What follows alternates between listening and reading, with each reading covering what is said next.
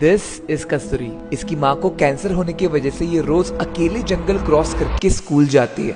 आज था day 5 end I took my Scooty to ZP Kelton school in Palghar, जो 1950 से वैसे का वैसा है। वहाँ मेरी नजर पड़ी कस्तूरी पे। सोचा जंगल पार करके उसके घर ही चला जाऊं। कुठली भीती वाटते तुला मम्मीसाठी? कॅन्सरची. एवढे पैसे कमवून काय करणार तू? मम्मीला बरं करणार. आता घरी काय काय प्रॉब्लेम आहेत तुझ्या? सोलरची लाईट, आम्हाला लाईट नसते.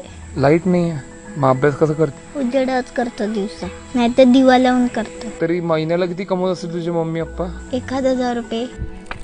क्या रिस्पेक्ट है इस लड़की के लिए. आलो, हे घर आहे? हे माझं घर आहे. आणि कसं बनवलं घर? साड्या लावून. तुमची मुलगी खतरनाक आहे. ती हाय म्हणून तिच्यासाठी झडतो. आता अभ्यास होतो तिचा, उजेड आहे ना. हे बघा, इकडे पण ती गणित करते, अभ्यास करते. तुमच्या काय अपेक्षा आहेत कस्तुरीकडून? मोठी होऊ दे ना, शिकू दे, मी जिवंत आहे ते खरंच. मॅडमनी सांगितलं चांगला शिकला तर सांगितलं सायकल द्यायचं. सायकल पाहिजे तुला?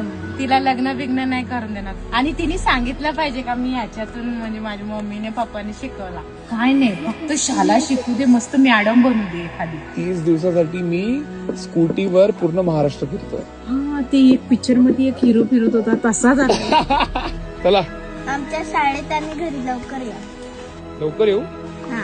डन.